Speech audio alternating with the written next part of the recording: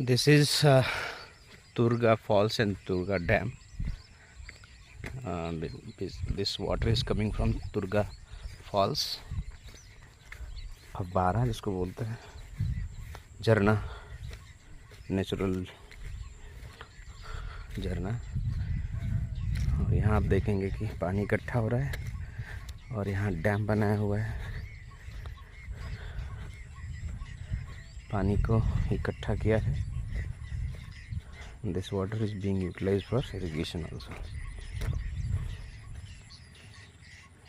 This is the huge reservoir. अब मई में इतना पानी है तो समझिए विंटर्स में कितना पानी होता होगा। मानसून में पूरा भर जाता है ऊपर तक। वैली टाइप का बना है, दो साइड से पहाड़ है।